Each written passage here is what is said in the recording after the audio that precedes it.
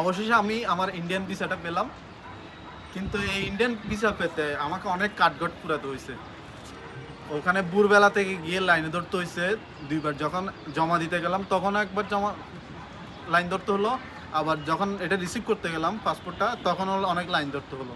কারণ ওখানে দেখি প্রচুর মানুষ, প্রতিদিন কমসে কম 500 থেকে 1000 মানুষ মনে হয়। আমি তো নিশ্চিত চট্টগ্রামের এম্বাসি সেন্টার থেকে, তো প্রচুর মানুষ। আমি দেখে আসলে খুবই অবাক হয়ে গেছিলাম, কিরে ইন্ডিয়া যাওয়ার জন্য মানুষ এত লাইন। তো এই লাইনের ধরনের কারণে না, তো এখানে দুইটা কারণে মানুষ বেশি যাচ্ছে। একটা হচ্ছে তাদের চিকিৎসা সেবা, আর দ্বিতীয়ত হচ্ছে তাদের ট্যুরিজম।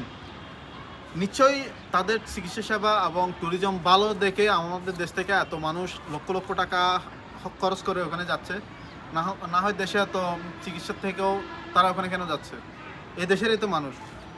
তো বিষয় সেটা না, বিষয় হচ্ছে আমার কাছে একটা হিপোক্রেসি মনে হলো।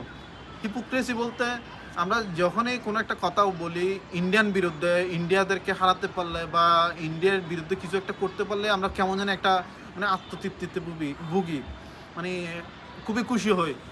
এটা আমার কাছে মানে হিপোক্রেসি মনে হলো। কিরে ভাই, আপনি ইন্ডিয়া আমাদের প্রতিবেশী দেশ, আমরাও ইন্ডিয়ার প্রতিবেশী। তবে যখন দেশ ভাগ হয়েছিল 47-এ, ব্রিটিশরা যখন চলে গেছিল তখন কিন্তু আমরা এক ছিলাম। তো ওই অঞ্চলের মানুষ আর এই অঞ্চলের মানুষ দুজনে একই। এই অঞ্চলের অনেক মানুষ আছে ওখানে থাকে, ওখানকার অনেক মানুষ এখানে চলে আসছিল তখন। তো এত ঘৃণার চর্চা কেন? এত ঘৃণা, এত হিংসা, এত বিদ্বেষ কেন? প্রতিবেশী তারা, আমরা তাদের প্রতিবেশী, তারা আমাদের প্রতিবেশী। আমরা তো দিন শেষে প্রতিবেশীকে আপনি কোনোভাবে অ্যাভয়েড করতে পারবেন না। আপনি ওদের উপর নির্ভরশীল থাকবেন, ওরা আপনার উপর নির্ভরশীল থাকবে। তো প্রতিবেশীর সাথে সম্পর্ক যত ভালো হবে তত আপনি সুখী হবেন, উন্নত হবেন, সব দিক থেকে এগিয়ে যাবেন। তো আমাদের দেশে কেমন যেন একটা ঘৃণার চর্চা করতেছি আমরা।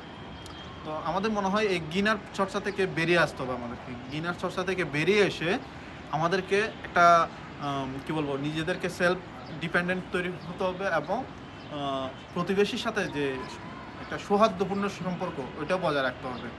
সবসময় আমরা এক অন্যের উপর নির্ভরশীল থাকবোই, এটাই স্বাভাবিক, এটাই নেচার। তো আমি চাই না আমি চাই ঘৃণার চর্চাটা বন্ধ হোক। তো এই কারণে এই মেসেজটা দেয়া।